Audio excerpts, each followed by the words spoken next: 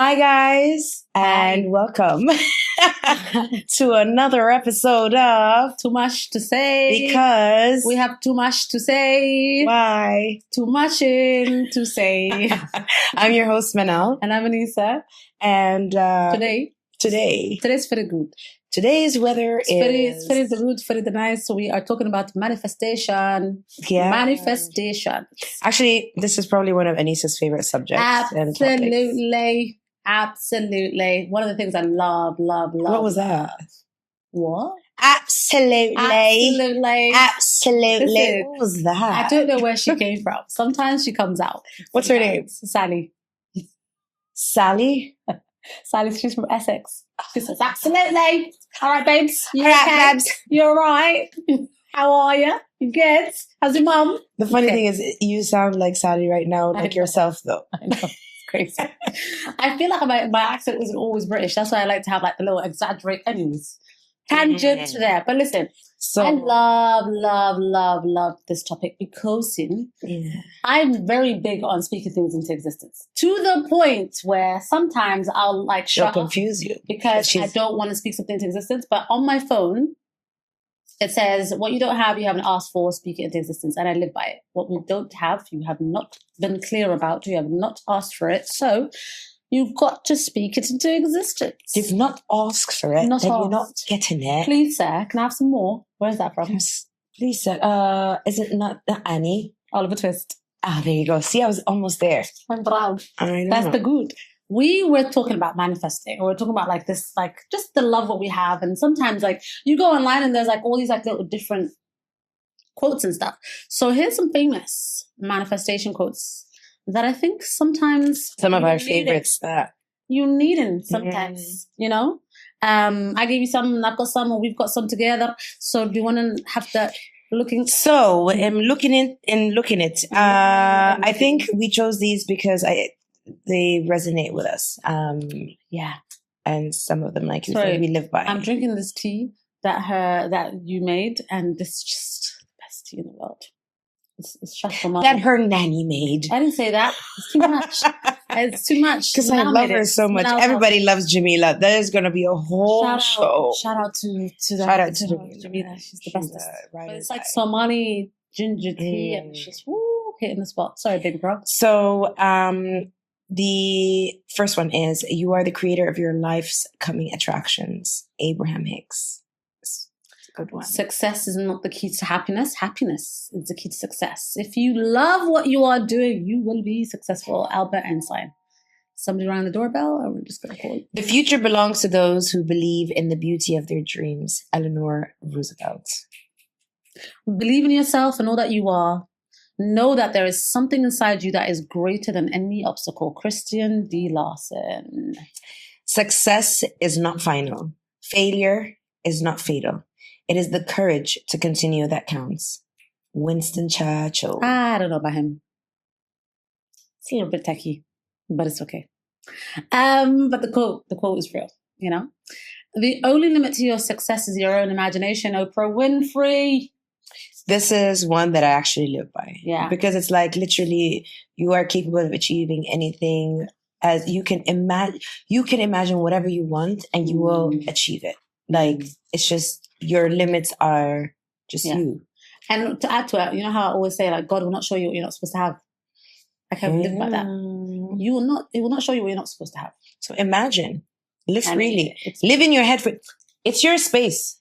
Imagine whatever you want to imagine and get out of the box.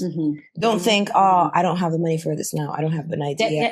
I don't have, No, anyways. That's limitations. We don't need it. Absolutely. Whatever the mind can conceive and believe, it can achieve. Who said it? Napoleon Hill. Yes. Your success is directly proportional to your belief in yourself. This is actually an unknown quote, but I love this. It's powerful. Boldness has genius, power, and magic in it. Johann Wolfgang van Gogh. I'm here for that. You see, I have something in my Van Gogh. This is very Dutch. I have something that I started years and years ago.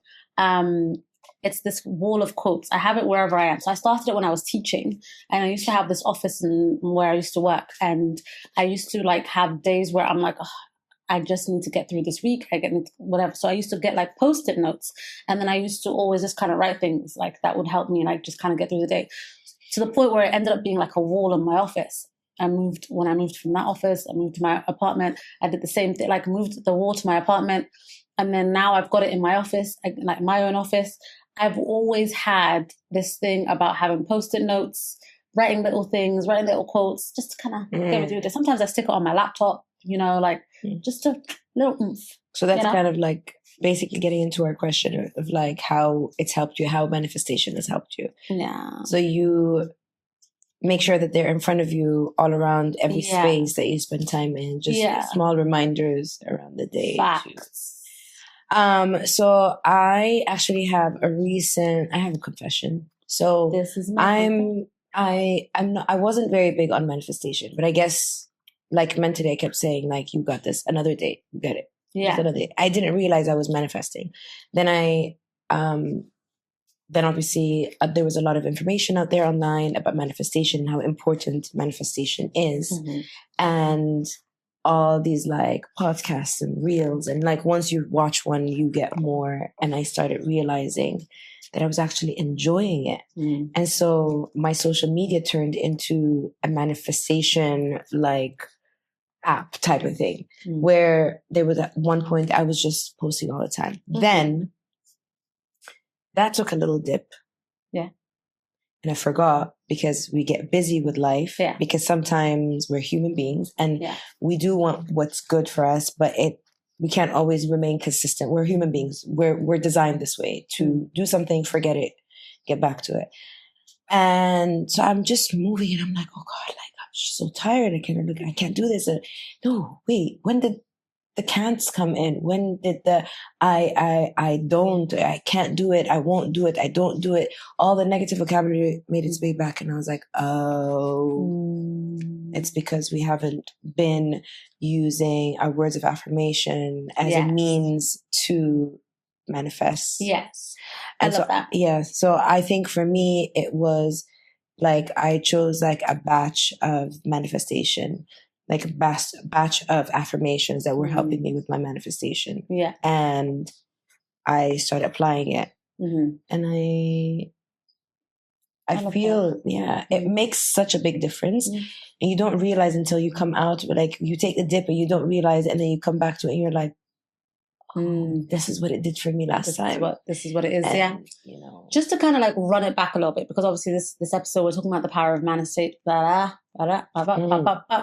Another tongue twister. The power of manifestation, right? And so we're talking about the question of the week, which is like, how has manifestation helped you in your personal life? I want to like just clarify something very, very clear from the beginning. When I say, and when we say manifestation as Muslims, for me, it's just a change of the word to du'as. Here's what I don't agree with, and here's what I'm going to make very, very clear. I don't believe in the whole thing of the universe conversation. Talk to the universe, give it to the universe. No. When I say manifestation, and when I'm talking about like speaking things into existence, I mean literally in dua. Who am I talking to? I'm talking to the creator of all creators. I'm talking to Allah. I'm talking to Allah on the highest level, in the form of like friendship. Like when I say I have like little quotes, little reminders, it's the du'as, it's the things that I say, or like have the conversation that I have with Allah. And so manifesting, I think a lot of people have like this thing of like, it's like, no, you're believing, you're talking about something outside of the deen, outside of the religion. No, I'm Muslim through and through, alhamdulillah.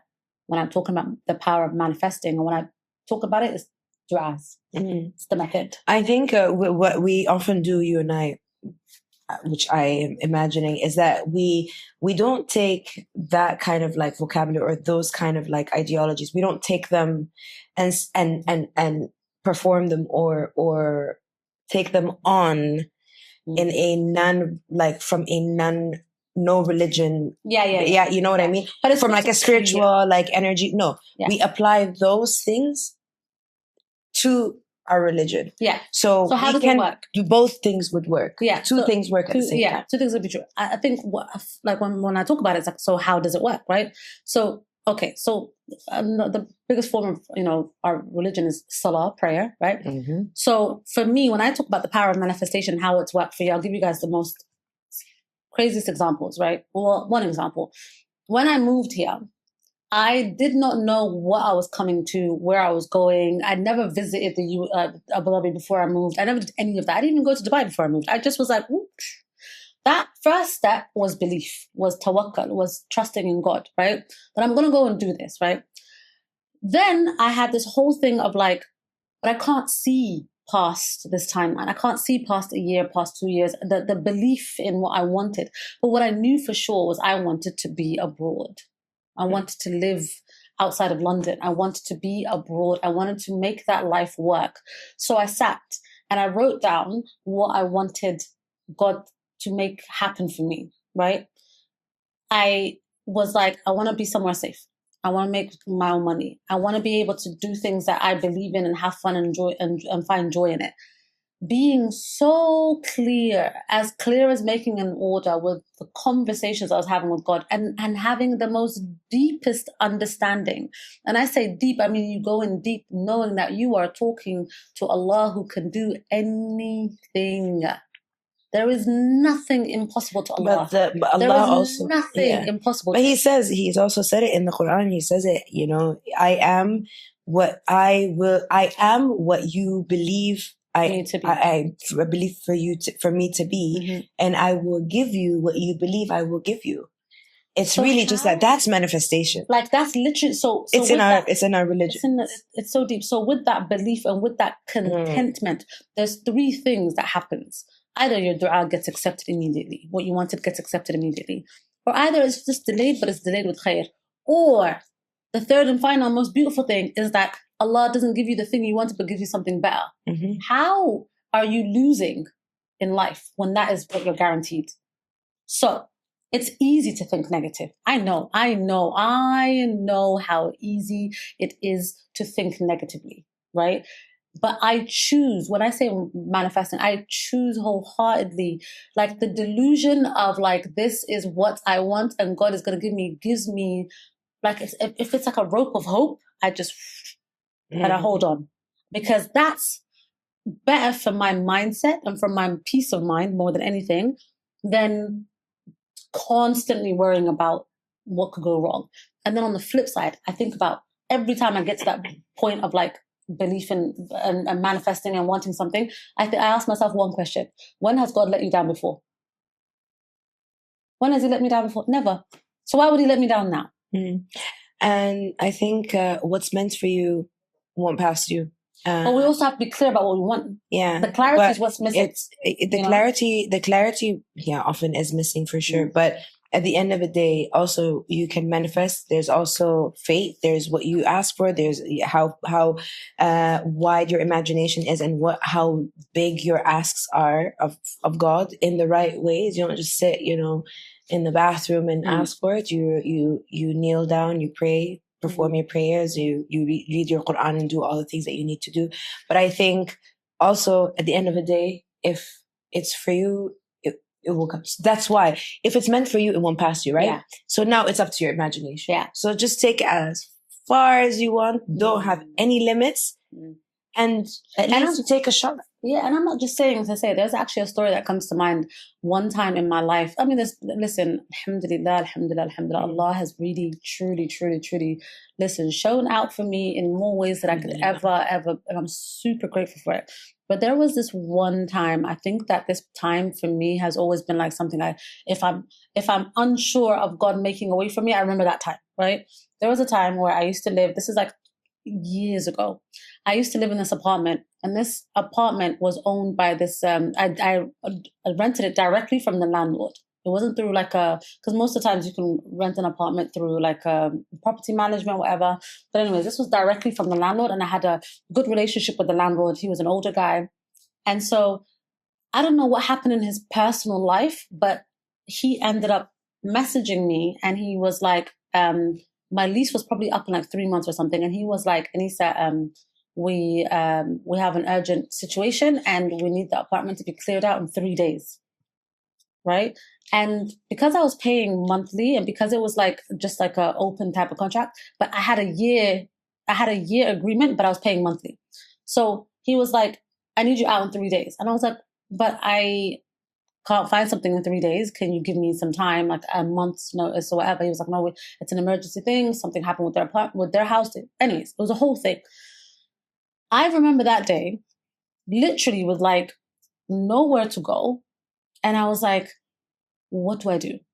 I sat down and I swear I prayed to God. And I was just like, I really just want a space where no one can tell me to leave in a month or 3 days notice or whatever, less than a month. I can be safe. I can be comfortable. It's not far for me to go to work. And I need something to be ready within this time frame. I swear I was just crying, praying, crying, packing my things. The very next day, I got a phone call from somebody who was leaving the country. And she was like, Anisa, I know it's so random. This is such a random question, but I need to break the lease of my apartment because my job is sending me to America. And there's 6 months left on the lease. And wallah al-adim. And the apartment is like, I don't have time to get rid of the furniture and stuff. Can you find me someone to move into the apartment within the next week?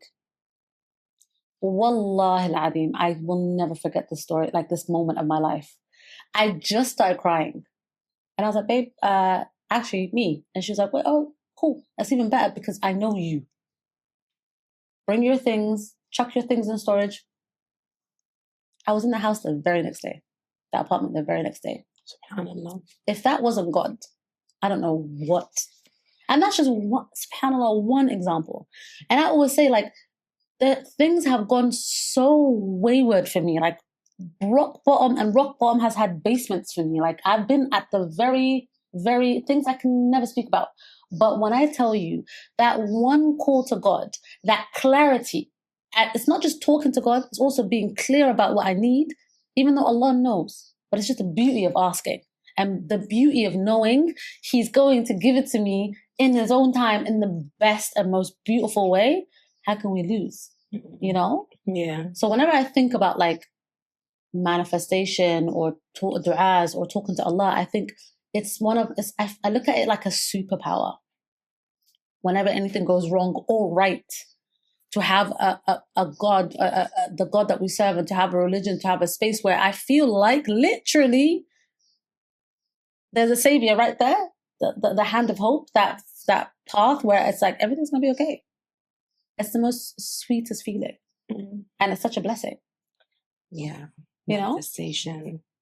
Manifestation is really, it's real. I'm living it. Everything you pray for. Everything. I'm living it. I think I was manifesting since I was a kid. I was manifesting when I was younger. I didn't even know it. It took me some time to realize. But I always said to myself, I want between 3 to 5 kids when I get married. I didn't say I want a husband. Maybe that was the problem. But it's on the way. No, yeah, it's fine. But I think there was that, and then obviously at different parts of my life, I think I questioned myself on different things, whether it was work related, relationship, friendships, physical health, mental health, everything that I've manifested in each of these areas, whether like I have been the only person they say don't cry to anyone but God. So conversation with the same, the conversations, the manifestations to me are the conversations that I have with God and the prayers that I have with God. And the iman, the faith that I have is extremely, it's so clear that it's from Allah. Some situations I can't even speak about on the internet, and some I just don't want to, because we did the whole crying thing last time and we don't want to do that again. But some situations that only Allah has been able to take me out of, and the ones that I wanted to get out of what I had manifested and what I had thought about. So literally, I'm living everything I've manifested with in any shape or form.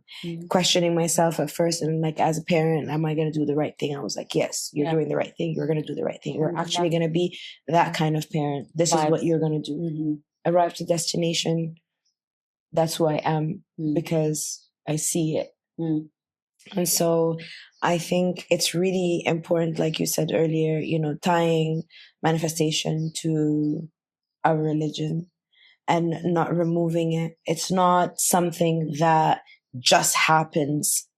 And do whatever you want. Yeah. Go and don't there have been like, tell me about the universe and all of these things. The universe is created by God, first of all. Expectations. So for me, and this is a personal belief system, and I will forever be on God's team. So love that for us. Yeah. No, but okay, so if anyone's watching, right, and they just stumbled upon manifestation and they want to know, like, how does it work? How do you do it? Like, what's the steps? Because for me, step one is knowing exactly what you want. Knowing and being like, okay, clear example. You are a person, scenario. You're a person who wants to get married, right? You're wanting to get married, whoever's watching, you're wanting to get married, but you can't seem to find the person. You've gone on dates, kissed a couple of frogs, vibes, and it's just not working. So then you're like, okay, how do I manifest the right man? And let me tell you, sis, because I think it works. No, I know it works. I believe it works. You literally have to list the qualities of a man that you want.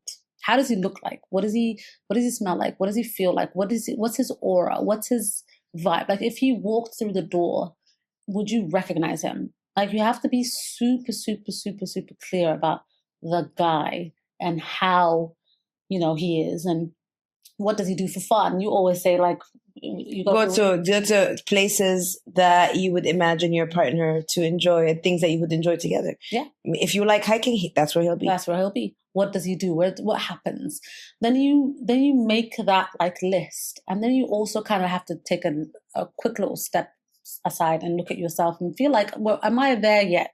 You want to get married, but do you have what it takes to now be a wife? If you were a wife tomorrow, would you be prepared? How does your space look like? Clean up your space, clean up your home, clean up your car, clean up your area, clean up your phone, clean up your friends, let go of. If you want something, you have to have let go of the things that hold you down and hold you and move you away from your purpose. Yeah, like literally your hands have to be open to receive, because God's not going to give it to you if your hands are closed, if you're still holding on to this. And then I'm like, I want. You can't. You've got to let it go. Right. So once you've done all of that and then you're clear and then you write it down and you pray on it, you speak to God about it and you say, God, this is what I want. I need this and this and this and this.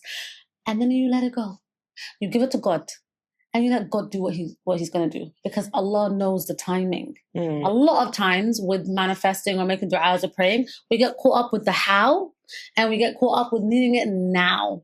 And that's not how life works, right? That's really not how life works. Now, once you've said, I want to get married and I want to be with this person, whatever, you can't have any type of doubt in your mind. Belief has to be strong.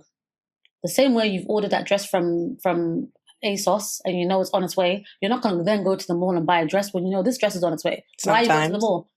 But that's not belief. You should believe that the dress is coming, it's going to fit, it's going to look perfect. That's all you needed. Because I can still return the one on ASOS. Well, that's not how God works. See, the God that we serve, that's not ASOS. The way that God works, he'll send it to you right on time, in the best way, with the best timing. And so you just have to believe that. So if you think about the steps of manifesting and making things clear that you want, you need to be in a space where you're sure about it and that you're aware that God is looking out for your best interest. God is on your side. Manifesting doesn't have any type of doubt. Making du'as doesn't have any type of doubt. It doesn't have any type of disbelief. It's a straight shoot, scored, you got it type sheet. Yeah, type shit. I think people forget to speak out, like say what they want verbally. Yeah. So I would say, when you know what you want and you're praying for it, actually say it. And I'm really big on sitting when you're praying, because meditation and prayer are basically the same thing. Sit and actually imagine that particular moment. If it's a job you're looking for, if it is a partner you're looking for, if it is children you're looking for, if it is, just feel the sensations, because what you're essentially doing is you have to activate all of your senses. Manifesting, praying, activate all the senses. And that's why it's important to, even in Islam, to smell good, to be clean, to we are judged by the words that come out of our mouth, what we smell, what we see, what we hear, what we feel, what our bodies experience. And that goes for what manifestation really is. You have to activate. It's almost like manifestation is this big box, and you've got all these little switches on, and you're switching on each one of these activations. You're switching on each one of these sensations and senses. You cannot be just a person that moves and says, well, I want this and I'm going to get it. Second of all, sometimes maybe what you want is something that is not good for you. That's why I said Allah will replace it with something better. Right? Exactly. And so part of that prayer is, if it is meant for me and it is good for me, and that's what our prayer is, it'll make it khair for me, then give it to me. And if it's not? And a lot of the times when you are praying and you're meditating, you will feel that sensation. And that's where also istikhara comes, right? I love a good istikhara. Because istikhara is basically a prayer that we do when we are making a big decision in life. And so, for example, you have a doubt. You have found a job, but you have two jobs. You don't know which one to go with. You're supposed to pray at the end of the day. At the end of the night, you sleep without speaking to anyone, and you wake up, and 99.9% of the time, you already have the answer. It gives you clarity. That's the power of praying. And I said prayer and meditation go hand in hand. But that's what I mean. I mean, put all of those things. So we're manifesting, so we know what we want. We are verbalizing, we're saying it, we're speaking it out loud. So you say, I want to be given flowers every month, every week. Say it, right? And then imagine those flowers. What colors are those flowers? And then imagine the sensation. Imagine what it feels like, what those rose petals feel like. I love it. Be in that moment. Like, close your eyes and be in that moment. Yes. And whether you get it or not, the best part of it is that in that moment that you imagined it, you already got it. You know, in that moment that you're holding the flowers already. You already got it. And you feel good. It's such a mood changer. Oh, I love that, babe. That's such a vibe. So we'll come back to like the takeaways, because I feel like people are gonna want to know like exactly how to do it step by step and like the takeaways of it at the end. Yeah, we've got a little bit of a dilemma. All right. So hey ladies, I have a dilemma and I would love your advice. I'm 22 years old and I live at home with my family, but lately I feel like my family is just not understanding that I do not want to do the traditional route of life. I've always wanted to finish university and take a gap year to travel the world. And now that I'm about to graduate, my family is pressuring me to find a job or get married. I have been searching online and I have found a great opportunity to travel to Costa Rica and do some paid volunteer work for 6 months. And in that time frame, I'll be able to travel to neighboring South American countries. I'm afraid my family won't understand, so I'm thinking of going and leaving behind a letter explaining my actions. Is that right for me to do, or should I talk to them about it? No, come on. You know me. Well, talk. Oh. So what would Hoya say? You answer what would Hoya say. What would Hoya say? I mean, I lived it. I was like, pray on it. But she's 22. I was 20 when I left. No, but she's thinking of leaving behind a letter. Oh, the letter part, not just the whole travel. No, the traveling thing. Either ways, I think like it goes back to what I was saying before, which is it's 2025. We cannot be solving problems the way we did in the 16th century. Yeah. Talk about it. Because you would be, again, I say this all the time, you would be surprised at how other people handle difficult conversations. I know it's a big topic, but listen, I am surprised by conversations I have with my mom and her reactions. And I'm much older in life. I still am surprised, you know, and sometimes, so just an open conversation. Don't leave it. Yeah, I feel like my mom would just be like, my mom would be like, just pray on it. Like, but the aspect of the letter, هو would hate the letter. أنا ورقة إيسو قرتانيغا أنا وهويدا ما تبى ورقة إيسو قريسة. Because you didn't trust me. It would break my mom's heart, actually. Yeah. That would break me. My mom would be like, you're writing a letter for me like I'm some like little whatever. It would break her heart. But I think what I would do, like personally, I feel like I would write down my emotions because sometimes it's like your fear, like when I remember, babe, when I got the job. And then I knew I left within 5 days. So I had like the same day to tell my family. Wallahi Manal, I was so scared. I was so scared they were going to say no. I was so scared because there was 2 years before that, I had this thing where I wanted to go to America and they basically wasn't happening to play basketball. That's a whole story for another day. But anyway, so then I was scared. At 20, they're going to be like, no, where do you think you're going? So that day, I went to uni, I came back, I went to work. And then that night, I was like, oh yeah, I have to talk to you. And my mom was like, tired. She just got back from work. She didn't have energy for me. And the next day, I woke up and then I was like, anxious. She's right in front of me, but I don't know what to say. So then I literally was like, Hoya, shaqan halay, I have to go, and my mom was like, slow down. Like, what do you mean, shaqan halay? Like, what are you talking about? And my mom, I got this job, but please don't say no. Please, Hoya, well, I have to say yes, but Hoya, please. You know, you just like scared. Like, you know, when Umar is about to ask you for something. I tell him, spit it. Yeah. And they don't know how to say it. That was me. And now he learned. Yeah. I'm like, straight to the point. You don't know like how, and you know she's gonna say, like my mom was gonna say no first. I knew that. So then I was like, oh, I have to, but please. They said it's just 1 year, and then laughter is amazing, and then so my mom was like, slow it down.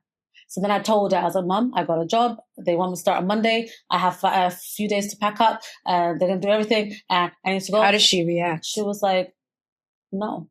She said no to you? My mom said no straight away. And then I was like, no, for you to go. To move to Abu Dhabi. 100%. Mom said no straight away. Then I was like, Mama, please. Wallah, I cried. I cried real tears. I was like, Mama, please. This is an opportunity, blah, blah. So then my mom has 3 brothers. Well, she has loads of brothers, but she has 3 main brothers that she like. Very close. Very close. And their opinion means everything. So she was like, if they say yes, then you can go. So talk to your uncles. If they say yes, you can go. And my dad, I mean, he was just like, go talk to your mom. So my dad didn't really have a say.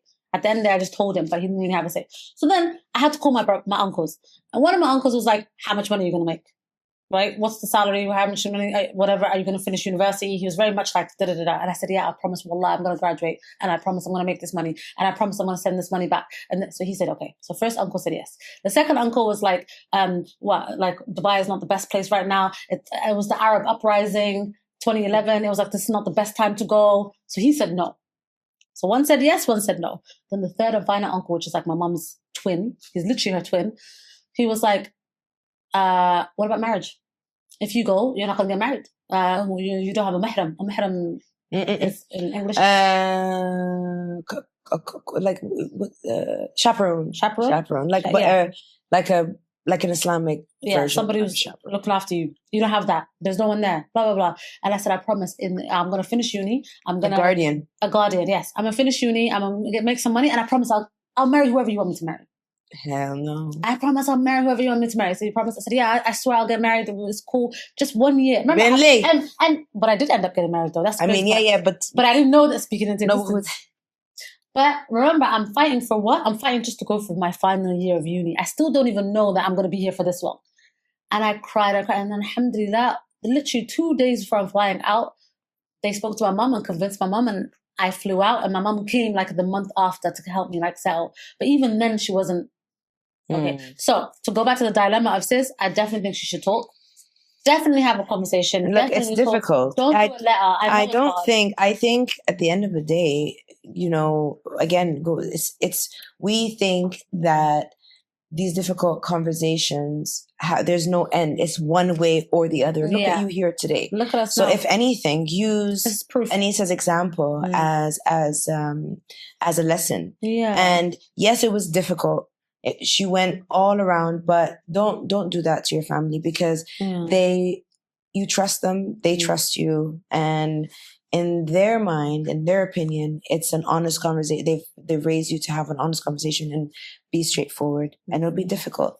But the other thing is, you're also training your family how to respond to you, because they don't know who you are at different stages of your life. They're always getting to know you. So if you don't tell them what you want and you don't express it, and you just leave them a letter, that's, first of all, they will never trust you, because it's like there's a lack of respect. Yeah. You just left me a letter instead of sitting me down and having a conversation with me. And second thing is, like, you're breaking. I thought you can come to me, because then what you're putting is a burden on a parent. And I speak this as a parent. Like, when I don't, I'm just like, what have I done that you couldn't trust me with this information? Because you didn't give me the benefit of the doubt. I may have supported you. I could have added value to your decision making. Maybe I would have even helped you. Maybe help you with it. But instead, you left me a letter. Don't do anything you'll regret. Yeah. If you have any questions about any decision that you want to take, it's mostly a no. Don't do it. I agree. If you're already asking the question, it's a no. I agree. So that's my 2 cents. I think, I think, it's difficult, but please don't write the letter. Honestly, whatever you do, don't write the letter. So, Anisa. Yes, baby girl. What are some key words of affirmations or things that I say? Yeah. Speak it into existence. Whatever you don't have, you haven't asked for, speak it into existence. You can either worry about it or cry about it, but you can't do both. Sorry, you can either worry about it or pray about it. Faster. Either worry about it, pray about it, but you can't do both. I know. I didn't hear it. Do it again. You can either worry about it or pray about it, but you can't do both. Thank you, guys. Then God will show you what you can't have. Those three are like, I am my own rescue. I am mine before I'm ever anyone else's. Everything that you want and everything you have is all in, everything that you want and want to achieve is always in your mind first, and you can do it. You can do it. You can do it. Those are my main ones. Yeah. For me, I think they change different times, different things. I think because maybe my circumstances. So sometimes my go-to is what is meant for you won't pass you. I don't force anything. I just ride the wave. If it is, if it is for me, it's gonna make its way to me. And I am strong. I am capable. They're more like words of affirmation as opposed to like manifestations. Yeah, I mean, they're both, they're your things. I remind myself I am kind. I have boundaries. I love it. But I think I don't have a standard set of manifestations. You know, my other things, I love that for you. I'm always saying that. I love that for you, yeah. But I don't, everyone kind of thinks it's sarcastic, but I love saying that because truly when someone shares something like what you just shared right now, genuinely, I see the joy it brings to your face. So I really love it for you. Right?